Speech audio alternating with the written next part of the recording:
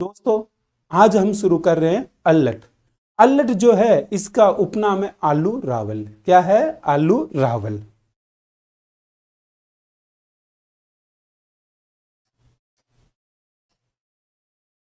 उपनाम आलू रावल। जो इसका उपनाम है वो आलू रावल है।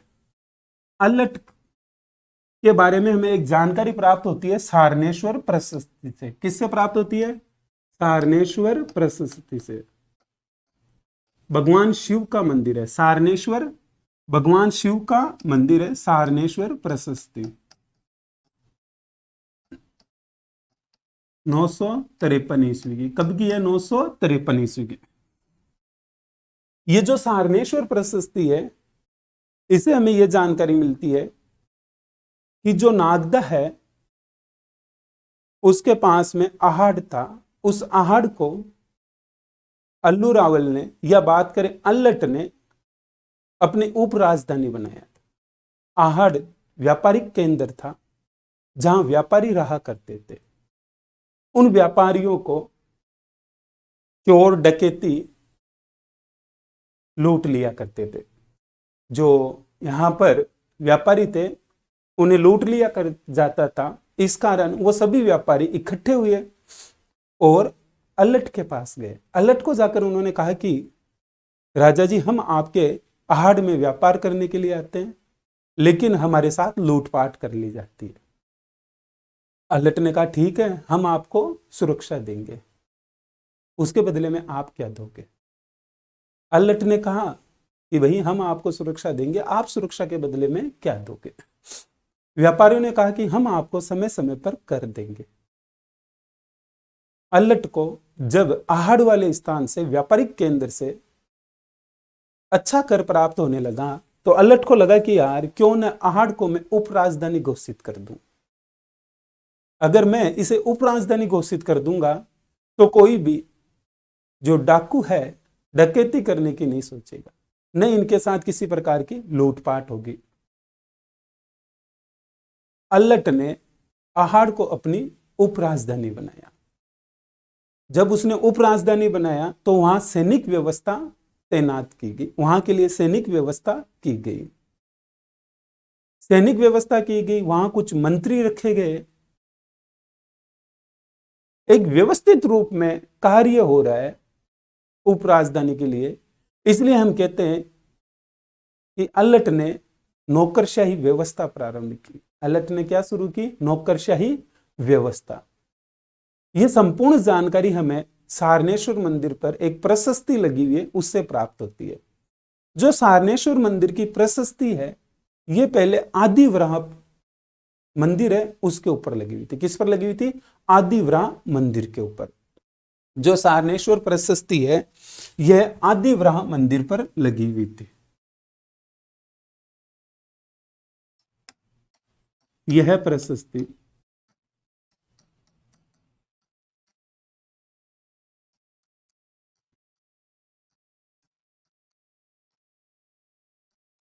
आदिवराह मंदिर पर लगी हुई थी।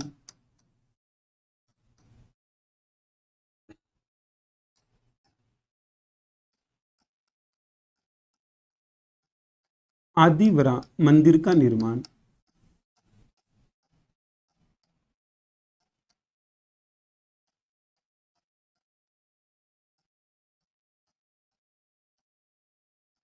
अल्लट ने करवाया। किसने करवाया?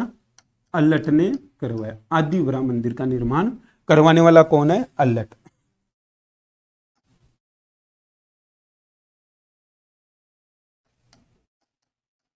बाह्य आक्रांताओं द्वारा जब आदिवराह मंदिर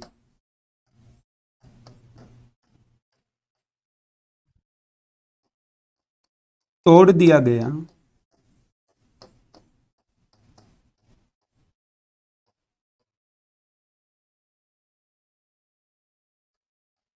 तोड़ दिया गया तो कालांतर में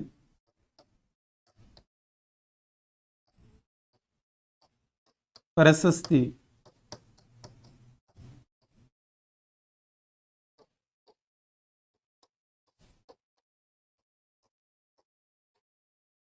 तारनेश्वर मंदिर पर लगा दी गई।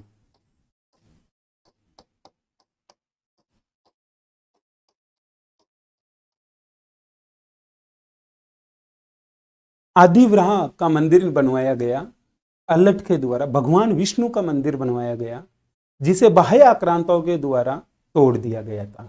फिर किसी राजा ने, किसी सामंत ने सारनेश्वर मंदिर बनवाया। जब उसने सारनेश्वर मंदिर बनवाया तो उस मंदिर के लिए उसे पत्थर चाहिए थे, तो उसने आदिवराह वाले मंदिर वाले जो पत्थर टूटे हुए थे उन पत्थरों का उपयोग किया। जब उन पत्थरों का उपयोग किया जा रहा था उस दौरान उसे आदिवराह मंदिर पर जो अल्लट के द्वारा प्रशस्ति लिखवाई गई थी वह प्रशस्ति मिली। उसने उस प्रशस्ति को सारनेश्वर मंदिर पर लगवा दिया जो 953 ईस्वी की है। इस प्रशस्ति में अल्लट के द्वारा जो नौकरशाही व्यवस्था प्रारंभ की गई थी उसकी जानकारी प्राप्त होती है।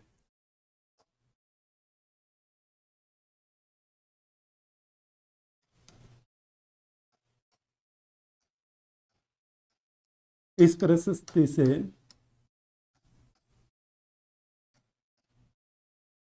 अल्लट की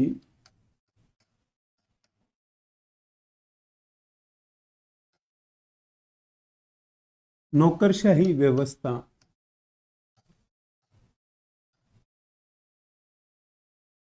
प्रारंभ होती है।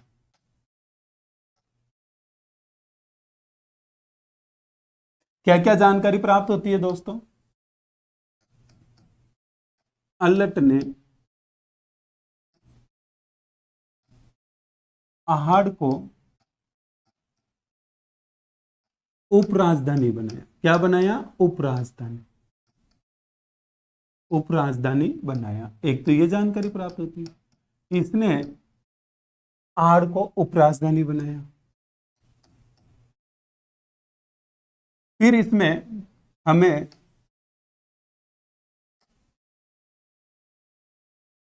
पदों की जानकारी प्राप्त होती है। पदों या विभागों की, जो विभाग बनाए जाते हैं की जानकारी, पदों या विभागों की जानकारी। और एग्जाम्पल अगर हम बात करें कि कौन कौन से पद बनाए गए, जैसे अमात्य।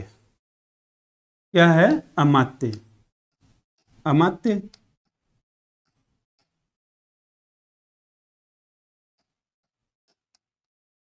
संधि विग्रहिक, संधि विग्रहिक,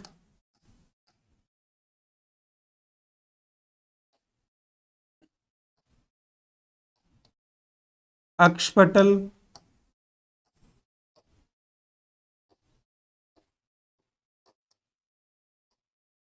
अक्षपटलाधीश,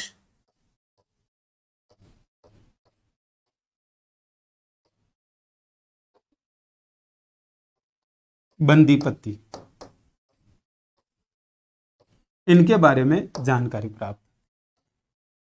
अमात्य का अर्थ क्या है? अमात्य का मतलब है मुख्यमंत्री। अमात्य का मतलब क्या है? मुख्यमंत्री। अमात्य का मतलब है मुख्यमंत्री। संधि विग्रहिक, दो रियासतों के बीच में युद्ध हो चुका है, उस युद्ध को रोकने वाला व्यक्ति और संधि करवाने वाला व्यक्ति। संधि करवा रहा है, वो युद्ध रुकवा रहा है और दो रियासतों के बीच में संधि करवाने का कार्य कर रहा है। अगर संधि हो जाएगी तो फिर युद्ध नहीं होगा, युद्ध नहीं होगा तो शांति बनी रहेगी।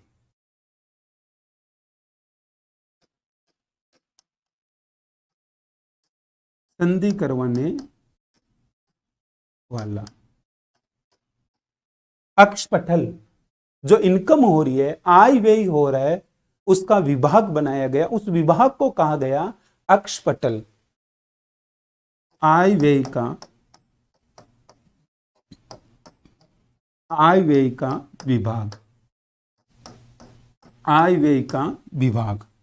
अक्षपटलाधीश, आय व्यय का जो विभाग बनाया गया है, अक्षपटल बनाया गया है, उसका प्रमुख व्यक्ति,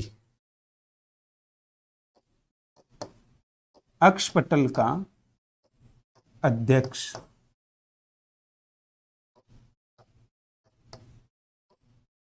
जो प्रमुख व्यक्ति है उसे क्या कहा गया? अक्षपटलाधीश या अक्षपटल का अधिकारी लिख लो और अच्छा रहेगा। अक्षपटल का अधिकारी। बंदी पति, बंदी बंधा हुआ, पति यानी मालिक, जो मालिक से बंधा हुआ है। कोई भी व्यक्ति अगर अपने मालिक से बंधा हुआ है तो वो क्या करेगा? अपने मालिक की प्रशंसा करेगा। यहां मालिक कौन है? राजा है, तो राजा की प्रशंसा करने वाला, राजा की प्रशंसा करने वाला, राजा की प्रशंसा करने वाला। इस प्रशस्ति से अल्लट की नौकरशाही व्यवस्था है उसके बारे में जानकारी प्राप्त होती है। इस प्रशस्ति से अल्लट की नौकरशाही व्यवस्था प्राप्त होती है। अच्छा, प्रारंभ लिख दिया गया, प्राप्त होती है, प्राप्त होती है। अल्लट ने आहड़ को उपराजधानी बनाया। पदों या विभागों की जानकारी प्राप्त होती, अमात्य, मुख्यमंत्री, संधि विग्रह, संधि कराने वाला, अक्षपटल आय व्यय का विभाग, अक्षपटलाधीश, अक्षपटल का अधिकारी, बंदीपति, राजा की प्रशंसा करने वाला। अल्लट कंप्लीट हो चुका है। एक बार वापस ध्यान देना आप। अल्लट जिसकी उपाधि है आलू रावल। अल्लट के समय की हमें एक प्रशस्ति प्राप्त होती है, सारनेश्वर प्रशस्ति, जो अल्लट के द्वारा लिखवाई गई थी। और ये जो प्रशस्ति है ये एक मंदिर के ऊपर लगवाई गई थी। किसके ऊपर लगवाई गई थी?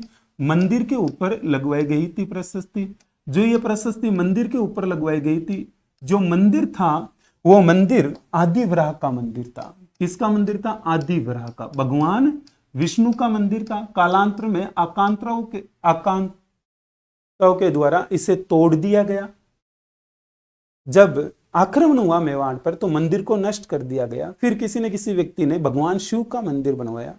उस दौरान उसने उस मंदिर के ऊपर यह प्रशस्ति लगवा दी थी। जो मंदिर है उसका नाम है सारनेश्वर मंदिर। इस सारनेश्वर प्रशस्ति से हमें जानकारी प्राप्त होती है कि जो अल्लट है उसने नौकरशाही व्यवस्था प्रारंभ की थी।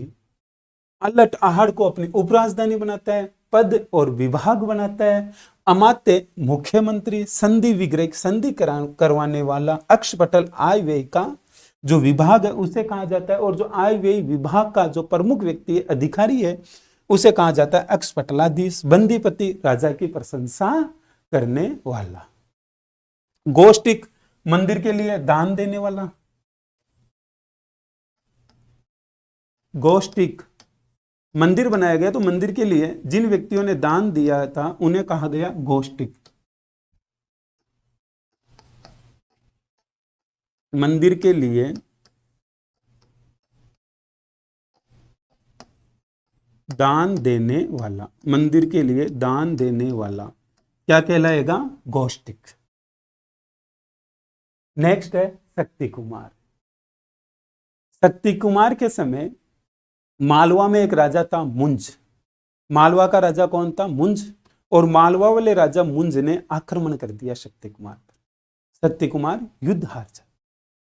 मालवा के राजा मुंज से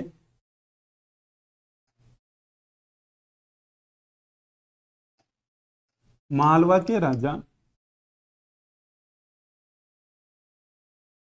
मुंज से युद्ध हार गया। शक्ति कुमार एक प्रशस्ति लिखवाता है। अब शक्ति कुमार को समझ में नहीं आ रहा कि मैं उसमें लिखवाऊं तो क्या लिखवाऊं, भाई स्वयं युद्ध हारा है। तो उसने उसके अंदर प्रशस्ति के अंदर आलू रावल अल्लट के बारे में जानकारी दी। किसके बारे में? अल्लट के बारे में या आलू रावल के बारे में। इसका आठपुर का अभिलेख है। कौन सा अभिलेख है? आठपुर का अभिलेख। जो आठपुर का अभिलेख है ये 977 ईस्वी का है। कब का है दोस्तों? 977 ईस्वी का। क्वेश्चन आते हैं यहां से। सहानेश्वर प्रशस्ति में किसके बारे में जानकारी प्राप्त होती है? अल्लट के बारे में, आलू रावल के बारे में। 953 ईस्वी की है। जो भी मैंने आपको पीछे बताया संधि विग्रह, तो क्वेश्चन आ सकता है संधि विग्रह का अर्थ क्या है, या मिलान कीजिए। जैसे संधि विग्रह दे दिया, अमात्य दे दिया, अक्षपटलाधीश दे दिया, फिर मिलान करने के लिए कह देते हैं। शक्ति कुमार ने जब आठपुर अभिलेख लिखवाया 977 ईस्वी में, तो उसने इसमें अल्लट के बारे में जानकारी दी। किसके बारे में? अल्लट के बारे में जानकारी प्राप्त होती है। इससे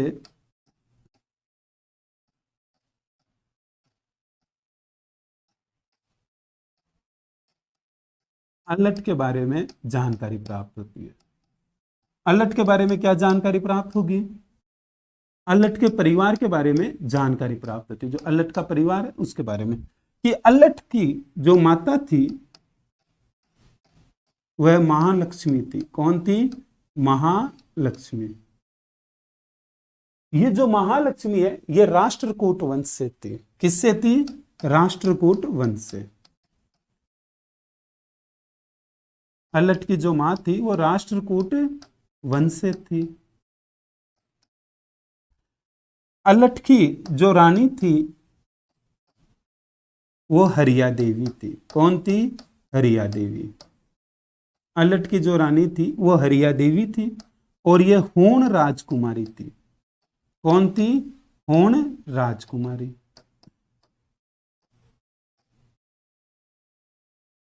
हरिया देवी ने आहड़ के पास में, कहां पर? आहड़ के पास में हर्षपुर नगर बसाया। हरिया देवी ने आहड़ के पास में हर्षपुर नगर बसाया।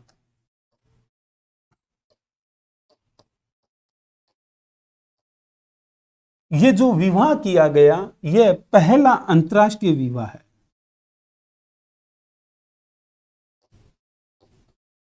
प्रथम अंतरराष्ट्रीय विवाह।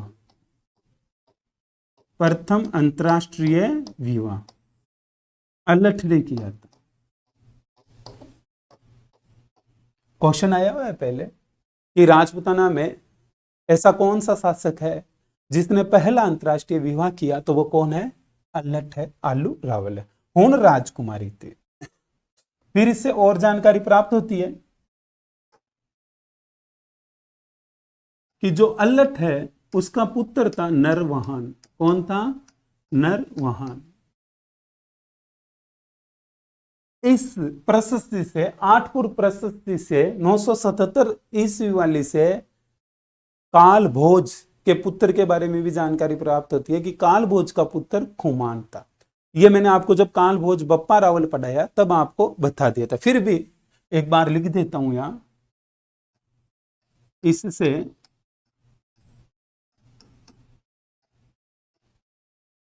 काल भोज के पुत्र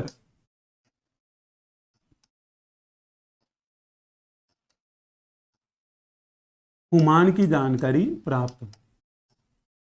और यह भी जानकारी प्राप्त होती कि जो खुमान है उसने अरबियों को हराया था। किसे हराया? अरबियों को। और यह भी जानकारी प्राप्त होती है काल भोज ने अपने अंतिम समय में संन्यास ले लिया राजपाट से और अपने पुत्र को राजपाट सौंप दिया था।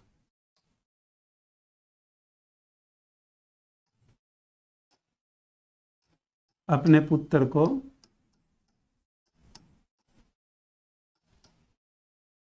राजपाट सौंपा।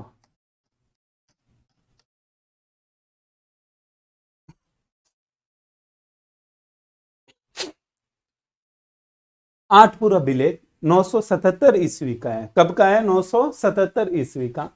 इस आठपुर अभिलेख से हमें जानकारी प्राप्त होती है कि जो अल्लट है उसने अंतरराष्ट्रीय विवाह किया था हरिया देवी से। होण जो महादेव के भक्त है, भगवान शिव के भक्त है, एक बार उन्होंने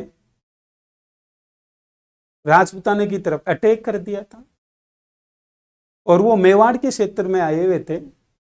हूण जो भगवान शिव की पूजा करते हैं, प्रातः काल वो एकलिंग मंदिर में, जो काल भोज बप्पा रावल द्वारा बनवाया गया था कैलाशपुर में, वहां पाठ पूजा करने के लिए आए हुए थे। इस दौरान अल्लट भी प्रातः काल मंदिर आया था और अल्लट जब आया तो उसने देखा कि यार खूब सारे व्यक्ति आए हुए जो राजपूताने के भी नहीं है और भारत के भी नहीं है। अल्लट उधर से सामने से आ रहा था तो हर हर महादेव करते हुए आ रहा था। उसके साथ जो भी व्यक्ति थे सब हर हर महादेव कर रहे थे। जब भी आप मंदिर में प्रवेश करते हो तो आप भी हर हर महादेव करते रहते हो, भोले बाबा की जय। अल्लट भी ये एक्टिविटी करते हैं। उन्होंने देखा कि यार जैसे हम भक्त है वैसे भी अल्लट भक्त है, और ये है कौन अल्लट आलू रावल। उन्हें पता चला कि ये मेवाड़ का राजा है। हूँ भगवान शिव के बहुत बड़े भक्त थे। उन्हें लगा कि यार ये भी भगवान शिव का भक्त है, हम भी भगवान शिव के भक्त है, और लड़का भी अच्छा है जो भगवान शिव की पूजा करते हैं। और उन्होंने अपनी पुत्री का विवाह कर दिया और कहा कि भाई अब दोनों मिलकर हर हर महादेव करो। जो राष्ट्रकूट वंश से अल्लट की मम्मी थी महालक्ष्मी, राष्ट्रकूट वंश जो दक्षिण से है। हम इसके बारे में जानकारी जब लेंगे जब हम मारवाड़ रियासत पढ़ेंगे। अल्लट का पुत्र था नरवाहन, जो आठपुर प्रशस्ति है 977 ईस्वी की। ये अल्लट के बारे में जानकारी नहीं देती है, ये हमें काल भोज बप्पा रावल के बारे में भी जानकारी देती है कि काल भोज बप्पा रावल ने अपने अंतिम समय में संन्यास ले लिया था और एकलिंग मंदिर के पास रहने लगा और भगवान शिव की पूजा में लीन हो गया। और उसने अपना पूरा साम्राज्य अपने पुत्र खुमान को सौंप दिया था। उसी खुमान के समय अरबियों ने आक्रमण किया और काल भोज बप्पा रावल के पुत्र खुमान ने उन सभी अरबियों को हरा दिया था। जो अरबियों ने आक्रमण किया वह असफल रहा।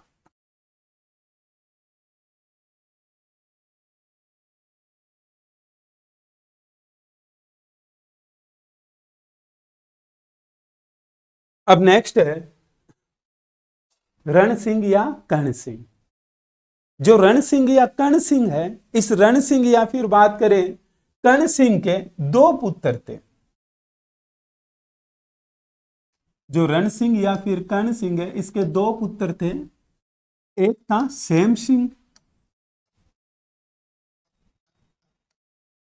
दूसरा था राहा। दूसरा कौन था? राहा। जो सेम सिंह है ये मेवाड़ का राजा बनता है। सेम सिंह मेवाड़ का राजा बना। सेम सिंह मेवाड़ का राजा बना। सेम सिंह गद्दी पर जब बैठता है तो सेम सिंह रावल शाखा प्रारंभ करता है। गुहिल वंश की रावल शाखा प्रारंभ की। इसने रावल शाखा प्रारंभ की गुहिल वंश की। इसने की सेम सिंह ने। बप्पा रावल काल भोज की उपाधि थी, काल भोज की बप्पा रावल, जिसे दूसरे नाम से पुकारते थे। लेकिन काल भोज बप्पा रावल के बाद में कोई भी रावल शब्द का यूज नहीं करता है और न वो कोई एक शाखा का भाग है काल भोज, जो बप्पा रावल नाम से भी पहचाना जाता है। सेम सिंह के द्वारा रावल शाखा प्रारंभ की गई थी।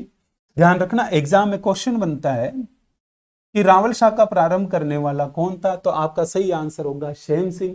कहीं गलती से भी काल भोज या फिर बप्पा रावल मत कर देना। फिर नेक्स्ट है राहाफ। जो राहाफ है यह सिसोदा गांव चला जाता है। कहां चला जाता है? सिसोदा गांव। राजसमंद में सिसोदा गांव। यह सिसोदा गांव जाता है राजसमंद में सिसोदा गांव। ये सिसोदा गांव चला जाता है और सिसोदा गांव से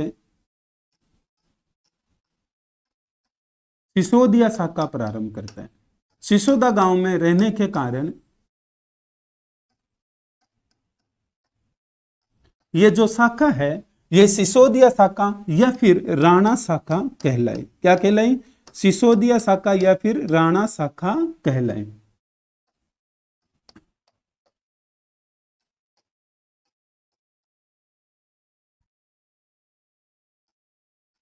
एक बार ध्यान देना, मेवाड़ का एक राजा है जिसका नाम है रण सिंह या फिर कर्ण सिंह। क्या नाम है? रण सिंह या फिर कर्ण सिंह। रण सिंह या कर्ण सिंह के दो पुत्र है, सेम सिंह और राव।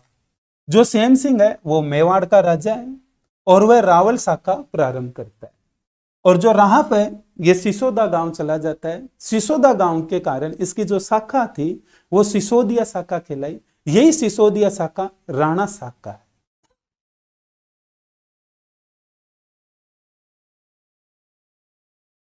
अब हम नेक्स्ट लेते हैं रावल सामंत सिंह। कौन? रावल सामंत सिंह। सामंत सिंह के बारे में हमने जालोर में पढ़ लिया था कि जालोर का एक राजा था कीर्तिपाल चौहान, जिसने 1177 ईस्वी में मेवाड़ पर आक्रमण किया, चित्तौड़ पर आक्रमण किया और उसने सामंत सिंह को हरा दिया था। ये हमने जालोर में जब कीर्तिपाल पढ़ा था, कीर्तिपाल के द्वारा जालोर में चौहान वंश की नींव रखी गई थी, जो सोनगरा चौहान कहलाए, ये हमने वहां पढ़ लिया था। लिख लेते हैं एक बार और। 1177 ईस्वी में 1177 ईस्वी में कीर्तिपाल चौहान ने चित्तौड़ पर आक्रमण किया। चित्तौड़ पर आक्रमण किया। ये नए साम्राज्य की स्थापना करने के लिए निकला हुआ था कीर्तिपाल, तो इसने 1177 ईस्वी में चित्तौड़ पर आक्रमण कर दिया था। जब इसने चित्तौड़ पर आक्रमण किया तो दोस्तों जो सामंत सिंह था ये वागड़ चला गया और वागड़ में गुहिल वंश की स्थापना करता है। सामंत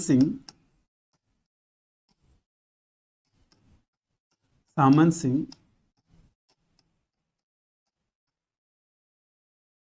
वागड़ चला गया, जहां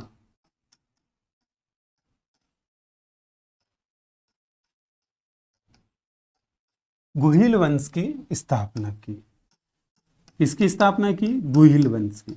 गुहिल वंश की स्थापना वागड़ में करने वाला है तो कौन है? सामंत सिंह। या फिर आपसे कहा जाए कि गुहिल वंश की जो नींव रखी गई थी वागड़ में, या वागड़ का गुहिल वंश का संस्थापक कौन है, तो आपका आंसर होगा सामंत सिंह। क्या आंसर होगा दोस्तों? सामंत सिंह, जिसने वागड़ में गुहिल वंश की नींव रखी थी, स्थापना की थी। कीर्तिपाल कुछ समय के लिए तो चित्तौड़ पर राज करता है, फिर सामंत सिंह का छोटा भाई था, उसने आक्रमण कर दिया। कीर्तिपाल फिर यहां से चला जाता है। उसे लगता है कि नहीं यार, चित्तौड़ मेरे अनुकूल नहीं है, क्यों न किसी और जगह साम्राज्य स्थापित किया जाए। और वो जालोर जाता है, और जालोर में कीर्तिपाल के द्वारा चौहान वंश की एक शाखा है, सोनगरा शाखा, जिसकी नींव रखी जाती है। 1181 ईस्वी में कीर्तिपाल के द्वारा जालोर में चौहान सोनगरा की नींव रखी गई। रावल सामंत सिंह। अब नेक्स्ट है रावल जेतर सिंह। नेक्स्ट कौन है? रावल जेतर सिंह। दोस्तों जो रावल जेतर सिंह है, इसका टाइम पीरियड है 1213 से 1253 ईस्वी तक। रावल जेतर सिंह के समय दिल्ली का एक राजा था। रावल जेतर सिंह के समय दिल्ली का एक राजा था जिसका नाम है इल्तुतमिश। क्या नाम है? इल्तुतमिश। दिल्ली का एक राजा है इल्तुतमिश। ये वही इल्तुतमिश है जिसने चौहान राजा वीर नारायण को दिल्ली बुलाया और धोखे से मार दिया था। फिर उसके बाद में वाघभट राजा बनता है चौहानों में, और वो जो वाघभट था उसने इल्तुतमिश के द्वारा जो क्षेत्रों पर अधिकार किया गया था उन सभी क्षेत्रों को पुनः प्राप्त किया। उसी वाघभट पर इल्तुतमिश के बाद में जो राजा बनता है नासिरुद्दीन, वो आक्रमण करने के लिए आता है लेकिन असफल रहता है। फिर उसके बाद में चाचिक देव राजा बनता है, और चाचिक देव पर तो किसी भी दिल्ली के राजा की हिम्मत नहीं होती आक्रमण करने की। चाचिक देव के समय दो राजा थे, एक नासिरुद्दीन एक बलबन। नासिरुद्दीन और बलबन दोनों की हिम्मत नहीं हुई थी आक्रमण करने की।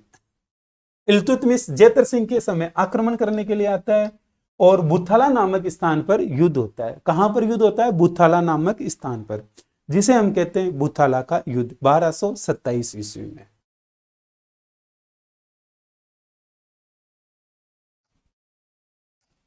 बुथाला का युद्ध 1227 ईस्वी में किस किस के बीच में हुआ था? जो बुथाला का युद्ध है यह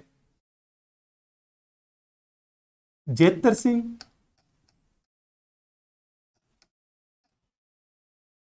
वर्सेज इल्तुतमिश, जेतर सिंह और इल्तुतमिश के बीच में हुआ। किस किस के बीच में? जेतर सिंह और इल्तुतमिश।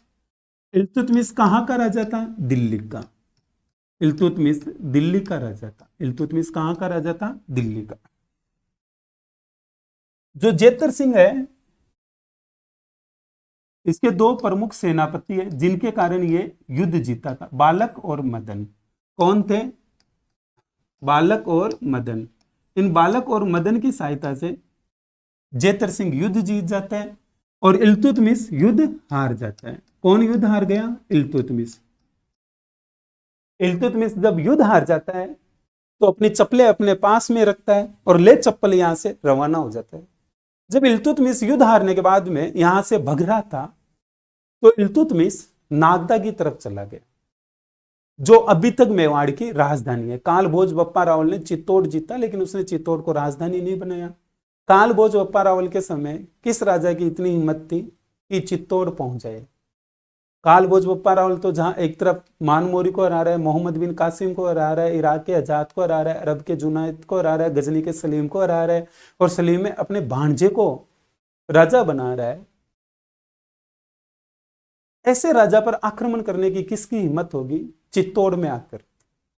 तो उस कारण उसने चित्तौड़ को राजधानी नहीं, किसी भी राजा ने उसके बाद में चित्तौड़ को राजधानी बनाने के बारे में नहीं सोचा।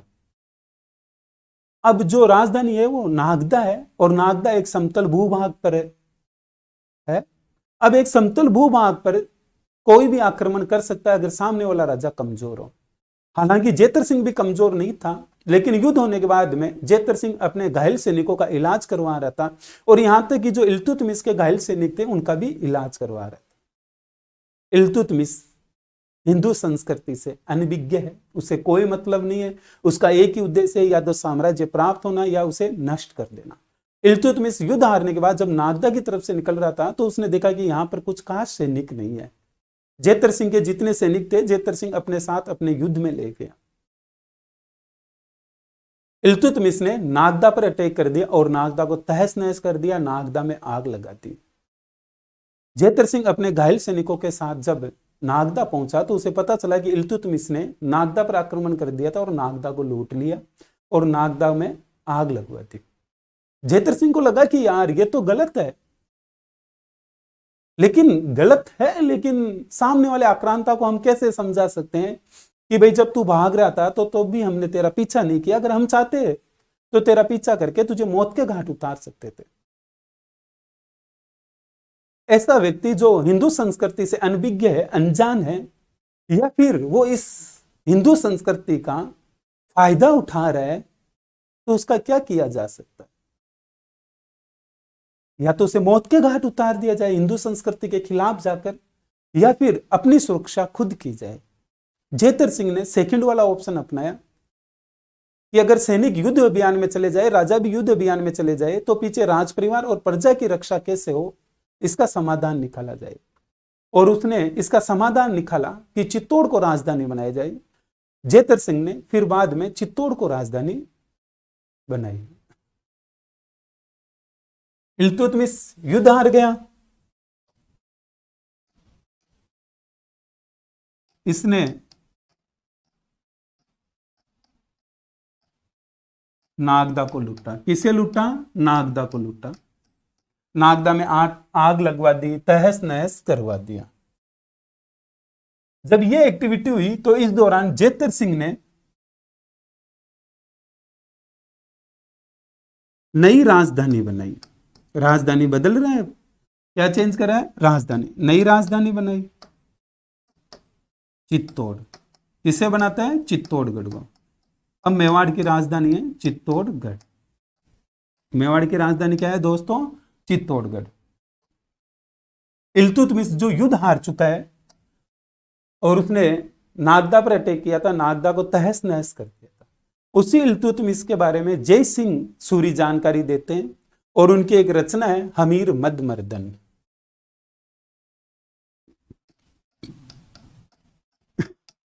जय सिंह सूरी, जय सिंह सूरी की एक रचना है हमीर मद मर्दन, हमीर मद मर्दन, हमीर मद मर्दन। यहां पर जो हमीर शब्द यूज लिया गया है ये इल्तुतमिश के लिए गया है। अमीर का मतलब है यहां पर अमीर, पैसों वाला, रुपयों वाला, या फिर ताकतवर। भाई पैसों रुपयों वाले क्या होते हैं? ताकतवर होते हैं। दिल्ली का राजा है वो चित्तौड़ के राजा पर आक्रमण करने के लिए आ रहा है, मेवाड़ के राजा पर आक्रमण करने के लिए आ रहा है। दिल्ली जो एक शक्तिशाली राज्य है, साम्राज्य है। यहां पर जो हमीर शब्द है ये इल्तुतमिश के लिए उपयोग में लिया गया है कि जब इल्तुतमिश दिल्ली का राजा चित्तौड़ पर आक्रमण करने के लिए आता है और उसे लगता है कि मैं चित्तौड़ पर विजय प्राप्त कर लूंगा, ये इससे पहले भी बार बार आक्रमण कर रहा था लेकिन ये हर बार हार रहा था। इल्तुतमिश का जो घमंड था कि मैं एक शक्तिशाली राजा हूं और मैं कहीं भी आक्रमण करूंगा तो मेरी विजय ही होगी, उसका घमंड तोड़ दिया गया। किसके द्वारा? जेतर सिंह के द्वारा। हमीर मद मर्दन, मद यानी घमंड, मर्दन यानी तोड़ना। हमीर शब्द जो है इल्तुतमिश के लिए यूज लिया गया, उपयोग में लिया गया है।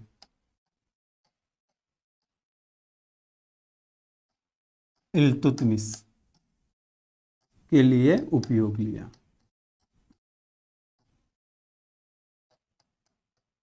दोस्तों यहां से एग्जाम में क्या क्वेश्चन बन सकता है? पहला क्वेश्चन तो यह बनता है कि भूथाला का युद्ध कब हुआ था? भूथाला का युद्ध हुआ था 1227 ईस्वी में। कब हुआ था? 1227 ईस्वी में हुआ था भूथाला का युद्ध। भूथाला का युद्ध किस किस के मध्य हुआ था? जेतर सिंह और इल्तुतमिश के। एक अच्छा सा क्वेश्चन यह बनता है कि इल्तुतमिश के घमंड को तोड़ने के बारे में जानकारी कहां प्राप्त होती है? तो वो जानकारी प्राप्त होती है हमीर मद मर्दन में। कहां प्राप्त होती है? हमीर मद मर्दन में। जो रचना किसकी है? जय सिंह सूरी की। जय सिंह सूरी की एक रचना है हमीर मद मर्दन। अमीर यहां पर जो शब्द यूज लिया गया है वो इल्तुतमिश के लिए लिया गया है। मद यानी घमंड, मर्दन यानी तोड़ना। दशरथ शर्मा जी है, हिस्टोरियन है, जिनकी बुक है द अर्ली चौहान डायनेस्टी। कौन सी बुक है? The early Chauhan dynasty. Dasharath Sharma ji कहते हैं कि जो मेवाड़ का स्वर्ण काल था, मेवाड़ का जो स्वर्ण काल था, या फिर बात करें मेवाड़ का मध्य काल का जो स्वर्ण काल था वो जेतर सिंह के समय का था। किसके समय का था? जेतर सिंह के समय का था। जो मेवाड़ साम्राज्य है इसकी शुरुआत 566 से होती है और जब देश आजाद हुआ उस समय तक यह एक राज्य रहता है, रियासत रहता है।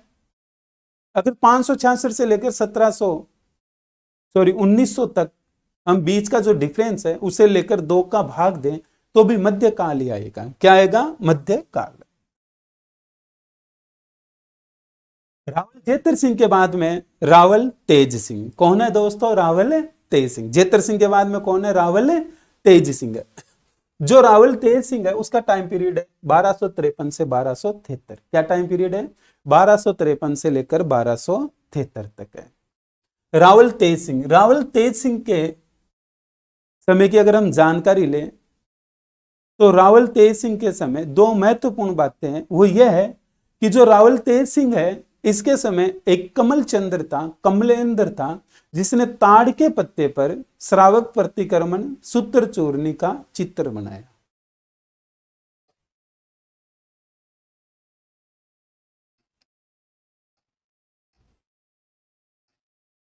कमलचंद्र या फिर कमलेंद्र।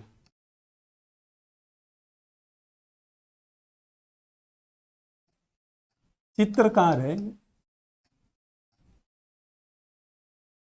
इस कमलचंद्र या कमलेंद्र ने 1260 ईस्वी में, कब? 1260 ईस्वी में ताड़ के पत्ते पर ताड़ के पत्ते पर श्रावक प्रतिक्रमण, श्रावक प्रतिक्रमण सूत्र चूर्णी, श्रावक प्रतिक्रमण सूत्र चूर्णी, श्रावक प्रतिक्रमण सूत्र चूर्णी, यह एक ग्रंथ है। इस ग्रंथ का चित्र बनाया। श्रावक प्रतिक्रमण सूत्र चूर्णी एक ग्रंथ है। उस ग्रंथ का चित्र बनाने वाला कौन है? कमल चंद्र या कमलेंद्र। ये किसका चित्रकार है, किसका दरबारी है? रावल तेज सिंह का। रावल तेज सिंह की एक रानी थी जेतलदे। कौन थी? जेतलदे। जेतलदे ने चित्तौड़ में श्याम पार्श्वनाथ मंदिर का निर्माण करवाया। रानी जेतलदे, रानी है जेतलदे। इस जेतलदे ने चित्तौड़गढ़ में एक मंदिर बनवाया, श्याम पार्श्वनाथ का मंदिर। किसका मंदिर बनवाया? श्याम पार्श्वनाथ का मंदिर। कहां पर बनवाया? चित्तौड़गढ़ में। चित्तौड़गढ़ में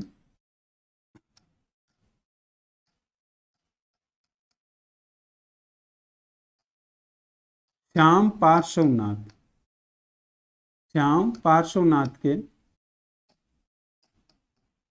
मंदिर का निर्माण।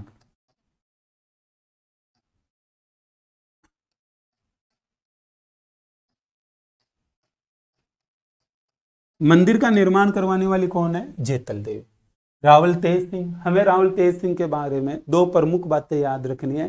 वो क्या है कि एक चित्रकार और एक रानी जेतलदेवी। चित्रकार कमल चंद्र या कमलेंद्र था, जिसने 1260 ईस्वी में ताड़ के पत्ते पर श्रावक प्रतिक्रमण सूत्र चूर्णी जो एक ग्रंथ है, श्रावक प्रतिक्रमण सूत्र चूर्णी जो एक ग्रंथ है, उसका चित्र बनाया। और रानी है जेतलदे। रानी कौन है? जेतलदे। रानी जेतलदे ने चित्तौड़गढ़ दुर्ग में श्याम पार्श्वनाथ मंदिर का निर्माण किया। नेक्स्ट है रावल समर सिंह। कौन है नेक्स्ट? रावल समर सिंह। रावल समर सिंह के दो पुत्र थे। रावल समर सिंह के दो पुत्र थे। एक पुत्र था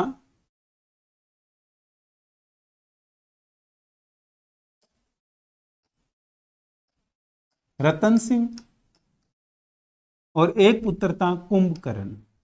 एक रतन सिंह और दूसरा कौन है? कुंभकर्ण। रतन सिंह मेवाड़ का राजा बनता है। रतन सिंह को मेवाड़ का राजा बनाया जाता है।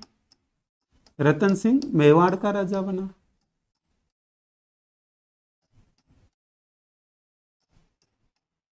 और जो कुंभकर्ण है ये नेपाल चला गया। कहां चला गया? नेपाल। नेपाल में चला जाता है और ये नेपाल में गुहिल वंश की नींव रखता है। नेपाल में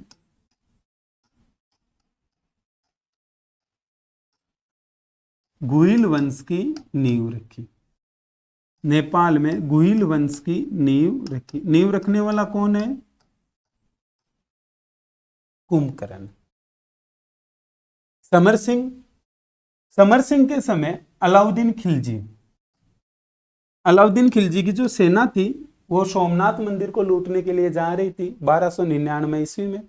उस दौरान समर सिंह ने अलाउद्दीन खिलजी की सेना से कर वसूल किया।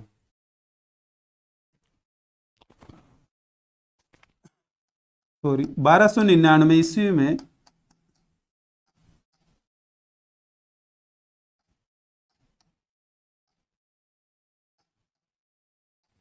अलाउद्दीन खिलजी 1299 ईस्वी में अलाउद्दीन खिलजी की सेना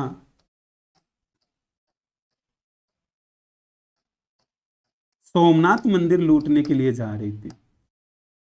सोमनाथ मंदिर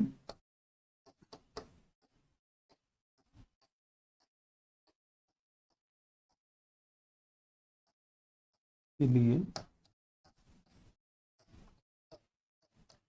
मेवाड़ रियासत से जा रही थी भाई, मेवाड़ से जा रही थी। तब उनसे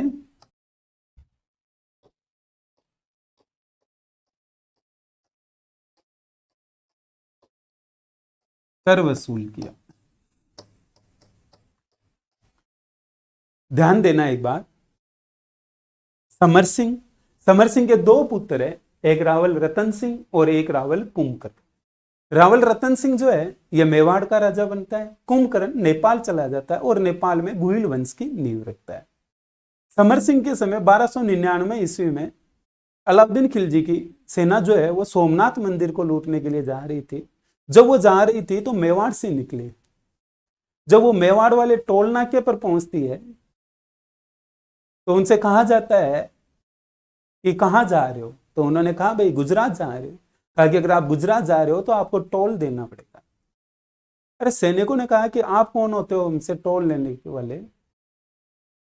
तो उस दौरान वापस टोल वालों ने कहा कि भाई आप हो कौन, ऐसे कौन राजा महाराजा जी के परिवार से हो जो हम आपको ऐसे जाने थे। उस दौरान टोल लेने वाले सैनिकों से कहा गया कि हम दिल्ली के राजा अलाउद्दीन खिलजी के सैनिक हैं और हम गुजरात जा रहे हैं। वापस सैनिकों ने कहा टोल वालों ने कि भाई आप किसी के भी सैनिक होंगे, हमें उससे कोई फर्क नहीं पड़ता, अगर आपको मेवाड़ से जाना है तो टोल देना पड़ेगा, नहीं वापस चले जाओ। टोल नाके वालों ने, सैनिकों ने परमिशन नहीं दी। इस दौरान सैनिकों ने कर दिया। समर सिंह के द्वारा कर वसूला गया अलाउद्दीन खिलजी के सैनिकों से। अलाउद्दीन खिलजी को जब ये बात पता चलती है तो वो कहता है कि मेरा नाम नहीं लिया क्या, तो कहा कि महाराज आपका नाम लिया और कहा कि अब तो पक्का कर देना पड़ेगा। अगर आप अलाउद्दीन खिलजी के सैनिक हो, दिल्ली के राजा के सैनिक हो, सुल्तान के सैनिक हो, तो आपको पहले कर देना पड़ेगा, फिर ही निकलने देंगे। उधार वाला सिस्टम भी नहीं चलेगा। अब दोस्तों, अब हम मिलेंगे अगली क्लास में।